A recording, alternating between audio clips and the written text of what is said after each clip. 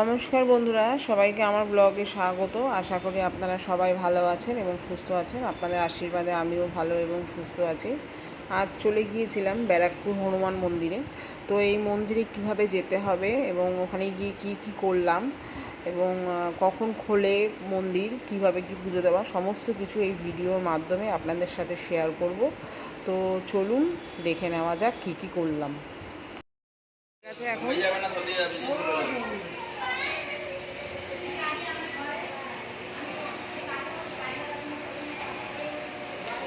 ঠাকুরমশাই পুজো করছেন।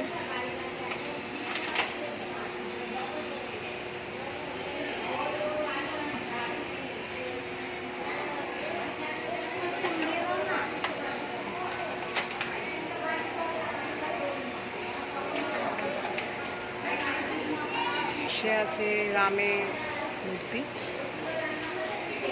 বিকেল 4টে থেকে খোলা হয় মন্দিরটা। একসাথেই সব ভগবান আছেন এবং হনুমানজি, বজরংবলী।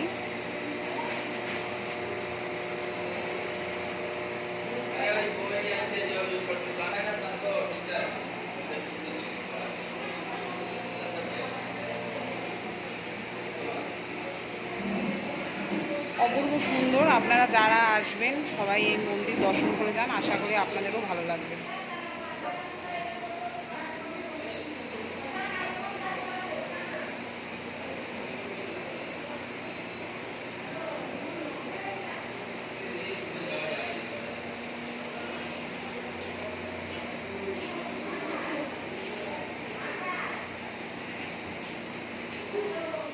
এখানেই রয়েছে একটা মন্দির।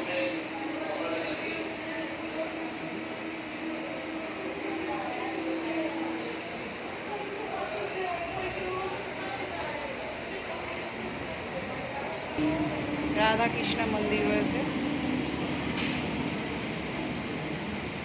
অপূর্ব সুন্দর এই মন্দিরটা।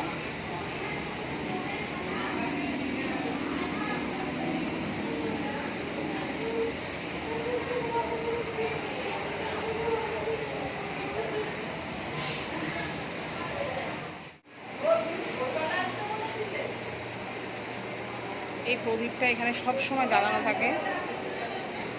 যারা মানসিক করে তারা এই মন্দিরে এখানে এসে ধাগা বেঁধে যায়।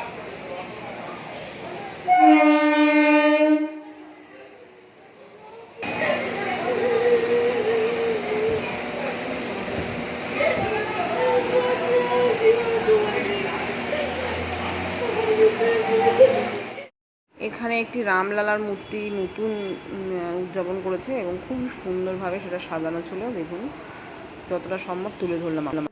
এরপর জানিয়ে দিই আপনাদের পুজো দেওয়ার টাইমিং। প্রতিদিন সকাল 6টা থেকে দুপুর 1টা অবধি এবং বিকেল 4টে থেকে রাত্রি 10টা অবধি, এবং শনি ও মঙ্গলবার একটা মহাপ্রসাদ এখানে বিতরণ হয়। এছাড়াও কোনো স্পেশাল কোনো পুজোর কিছু ওখানে দিতে গেলে ওখানে যে স্ক্রিনে নাম্বার দেওয়া আছে সেখানে আপনারা যোগাযোগ করতে পারেন এই পুজোর জন্য। এবার জানিয়ে দিই আপনারা এখানে কিভাবে আসবেন। শিয়ালদাহ থেকে রানাঘাট বা শান্তিপুর বা ব্যারাকপুর বা নৈহাটি যে কোনো লোকাল ধরে ব্যারাকপুর স্টেশনে নামতে হবে।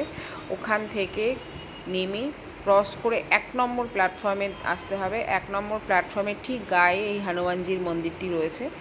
তো আপনারা এইভাবে আসতে পারেন, আশা করি আপনাদেরও ভালো লাগবে। আজকের ভিডিওটা এখানেই শেষ করলাম। যতটুকু সম্ভব আপনাদেরকে দেখানোর চেষ্টা করলাম। আজকের ভিডিওটা আপনাদের কেমন লেগেছে অতি অবশ্যই কমেন্ট এবং শেয়ার করার অনুরোধ রইল। আজকের মতো টাটা। আপনারা ভালো থাকবেন, সুস্থ থাকবেন, আর যদি পারেন অবশ্যই এখানে একবার এসে দর্শন করে যান, আশা করি আপনাদেরও ভালো লাগবে। টাটা।